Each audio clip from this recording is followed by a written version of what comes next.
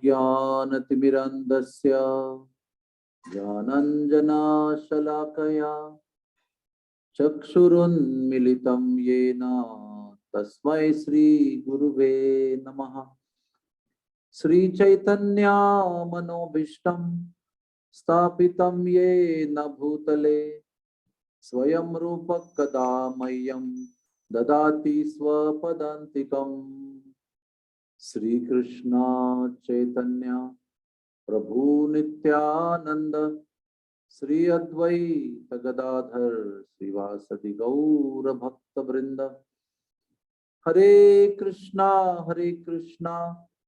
Krishna Krishna Hare Hare, Hare Ram Ram Ram Hare Hare. Hare Krishna. Welcome to all of you. Chaitanya Mahaprabhu के जीवन काल में एक व्यक्ति थे जिनका नाम था सुबुद्धि राय। और सुबुद्धि राय एक राजा के पुत्र के गुरु थे और गुरुकुल में उनको वो पढ़ाते थे। यथावकाश वो जो राजा का पुत्र युवराज था वो राजा बनता है। और विद्यार्थी काल में एक बार सुबुद्धि राय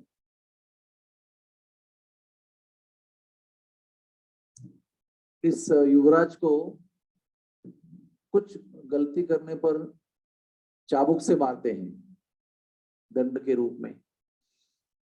तो उस बालक के पीठ पर एक व्रण दिखता है, उसका दाग दिखता है। और यथावकाश उसकी शादी होती है, वो राजा बनता है, उसकी पत्नी रानी बनती है। और एक दिन वो अपने पति के पीठ पर वो चाबुक का जो दाग है वो देखती है और कहती है ये किसने किया। तो राजा कहते कि जब मैं विद्यार्थी था तो मैंने कुछ गलती की थी, तो मेरे जो गुरु थे सुबुद्धि राय उन्होंने मुझे इस चाबुक से मारकर दंड दिया था। तो रानी बड़ी क्रोधित हो गई और रानी ने कहा कि कौन है ये सुबुद्धि राय, ऐसे ही गुस्से से पूछती है। तो कहती नहीं, वो मेरे गुरु हैं, मेरे अच्छे के लिए उन्होंने दंड दिया था मुझे, बोले उसका वध करना चाहिए, अभी के अभी उसके वध की आज्ञा दो। तो सुबुद्धि राय को मारने की ये बात सुनकर राजा कहता है कि अरे मुझे उन्होंने बहुत सारी विद्याएं दी हैं, बहुत सारे श्रेष्ठ वस्तुओं का ज्ञान दिया है, बहुत प्रेम दिया है, मुझे बहुत अच्छी परवरिश दी है, बहुत अच्छी शिक्षा दी है, मैं उनका बहुत कृतज्ञ हूँ, ऋणी हूँ, तो मैं ऐसा नहीं कर सकता। तो वो कहती नहीं, आपको उसका वध करना ही पड़ेगा, मैं ये तुम्हारी पीठ पर पड़ा हुआ दाग बिल्कुल सहन नहीं कर सकता। तो बहुत देर झिकझिक करने के बाद वो कहती है कि अगर आप उसका वध नहीं करना चाहते तो मैं आपके साथ में नहीं रहूंगी।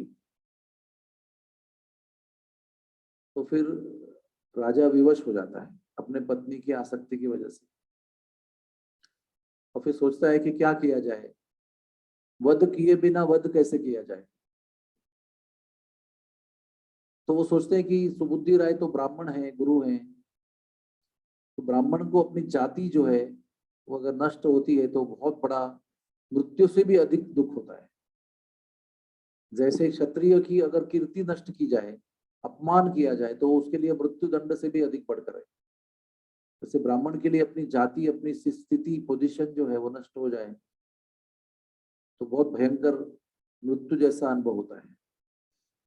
तो वो क्या, राजा क्या करता है, किसी को कहता है कि किसी यवन के द्वारा पिया हुआ पानी इसके ऊपर छिड़का जाए और जब ये छिड़केगा तो उसकी जाति नष्ट हो जाएगी, ब्राह्मणत्व तो नष्ट हो जाएगा। तो ऐसे होता है, राजा के आदेश के अनुसार मुसलमान के पिए हुए पानी को सुबुद्धि राय के शरीर पर लोग फेंकते हैं।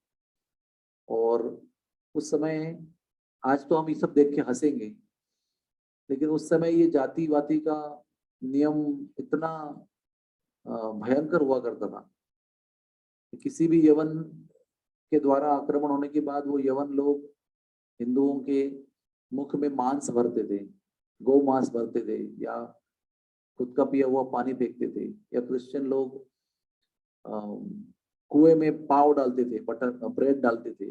इस तरह से लोगों की जातियां वो भ्रष्ट करते थे।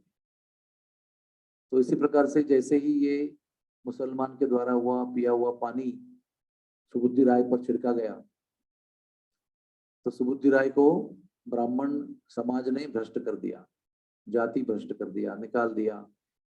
कहते अभी इसके आप कोई पूजा नहीं कर सकते, आप कोई यज्ञ होम आदि अग्निहोत्र नहीं कर सकते, और बहुत उसकी निंदा और बहुत कष्ट दिया गया उसको। फिर वो सुबुद्धि राय जी जो है वो बड़े बड़े पंडितों के पास गए कि मेरी जाति जो है वो मैं कैसे दोबारा प्राप्त कर सकता हूँ। तो फिर एक सबसे बड़े विद्वान थे, उन्होंने कहा कि हाँ, निश्चित रूप से आपकी जाति दोबारा आपको प्राप्त हो सकती है। आपको कई लीटर खौलता हुआ घी पीना पड़ेगा, और कई लीटर खौलता हुआ घी पीने के बाद तो उन्होंने कहा तो मैं मर जाऊंगा, मैं जीवित नहीं रह सकता। तो वो कहते हैं कि तुम्हारे मृत शरीर में जब खौलता हुआ घी रहेगा तो अगले जन्म में तुम ब्राह्मण का जन्म प्राप्त करोगे, यानी तुम्हारी जाति जो है वो रेस्टोर हो जाएगी। तो दूसरे पंडित के पास जाते हैं, वो भी उनको यही कहते हैं कि तुमको खौलता हुआ घी पीना पड़ेगा, यानी मृत्यु के बिना और कोई उपाय नहीं है। फिर ये बात चैतन्य महाप्रभु को पता चलती है, क्योंकि उस समय चैतन्य महाप्रभु वाराणसी में थे, और कुछ लोग उनको बताते हैं, भक्त लोग, कि आप महाप्रभु चैतन्य को मिली। तो वो अपना जो राज्य था जहाँ पर उसके राजा थे उसको छोड़कर वाराणसी आते हैं, वाराणसी को चैतन्य महाप्रभु को मिलते हैं और सारी कहानी सुनाते हैं कि ऐसे ऐसे हुआ। ये सब बेवजह हुआ था, किसी कारण, बिना किसी कारण के, एक स्त्री के, एक रानी के हट के द्वारा एक ब्राह्मण को व्यर्थ में कष्ट दिया जा रहा है। तो फिर चैतन्य महाप्रभु क्या कहते हैं कि हमारे आज के प्रातः काल के भाषण का मेन विषय है। चैतन्य महाप्रभु तो भगवान है, आप सब जानते हैं। चैतन्य महाप्रभु कहते हैं कि आपको खौलता हुआ घी पीने की कोई आवश्यकता नहीं। अभी आप यहाँ से वृंदावन जाइए और वृंदावन में यमुना किनारे आप निवास कीजिए, भगवान के नाम का जप कीजिए, हरे कृष्ण महामंत्र का निरंतर जप कीजिए, और यमुना किनारे जो भी भक्त आएंगे, जो भी वैष्णव आएंगे, महान भक्त आएंगे स्नान करने के लिए, उनके आप कपड़े संवारना, कपड़े धोना, उनकी सेवा करना, उनको पानी लाके देना, जो भी उनको चाहिए वो करना। और जो भी भक्त वैष्णव वृंदावन के बाहर से वृंदावन आएंगे उनकी भी सेवा करना। तो सुबुद्धि राय वृंदावन जाते हैं, और आगे जाकर बड़ी लंबी कहानी है कि सनातन गोस्वामी जब वृंदावन आए तो उन्होंने सनातन गोस्वामी को बहुत मदद की, पूरे वृंदावन का दर्शन कराया। रूप गोस्वामी उसके पहले आए थे, उनको भी उन्होंने स्वागत करके पूरा वृंदावन का धाम का दर्शन कराया। और खास करके बंगाली वैष्णव जब वृंदावन आते थे तो बंगाल में तो लोग ज्यादा करके चावल खाते हैं और वृंदावन के लोग रोटी खाते हैं। तो जब भी बंगाल के वैष्णव संत सन्यासी जब वृंदावन में आते थे और माधुकरी करते थे, भिक्षा मांगते थे, तो उनको भिक्षा में रोटी मिलती थी। तो सभी सन्यासियों का वृंदावन में आके पेट बिगड़ जाता था। तो सुबुद्धि राय बड़ी मेहनत करके जंगल से लकड़ी तोड़ते थे, लकड़ी बेचते थे, और बनिया के पास में कुछ धन इकट्ठा करते थे। लकड़ी बेचकर धन लाते थे और बनिया के पास से चावल खरीदते थे, और वो चावल पकाकर बंगाली वैष्णवों को खिलाते थे। दही खरीदते थे और उनके बिगड़े हुए पेट को शांत करने के लिए वो उनको खिलाते थे। इस तरह से उन्होंने बहुत सारे श्रेष्ठ बंगाली वैष्णवों का वहां पर सेवा की, उनका आशीर्वाद प्राप्त किया।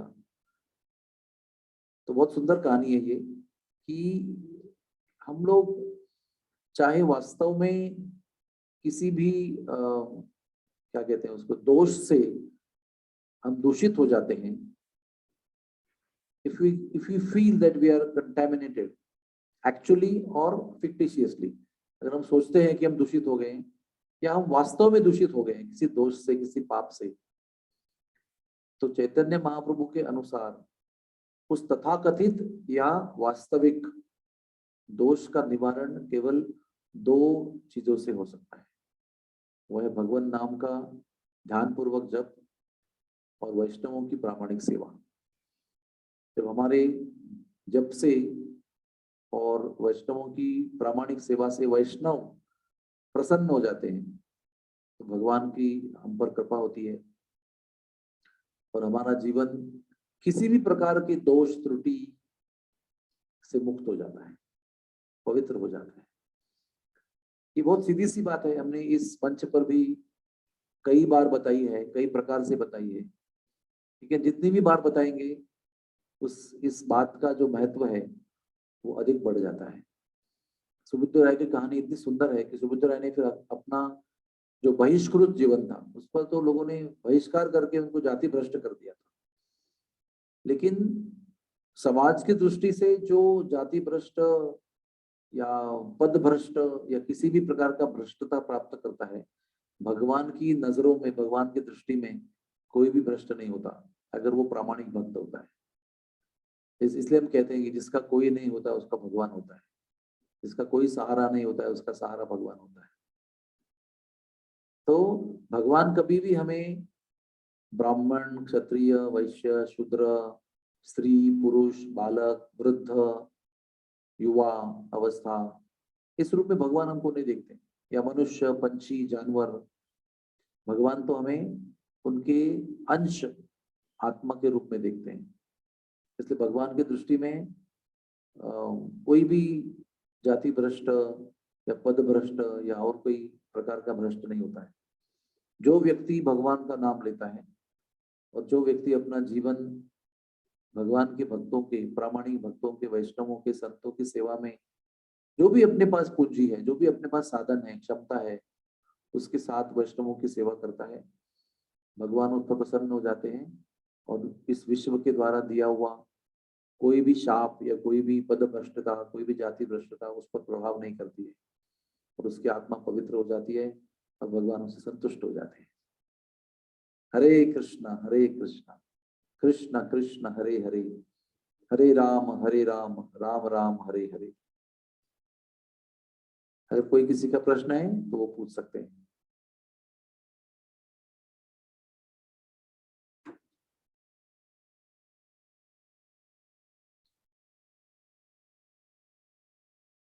हरे Krishna. Thank you very much, सबका बहुत बहुत धन्यवाद है।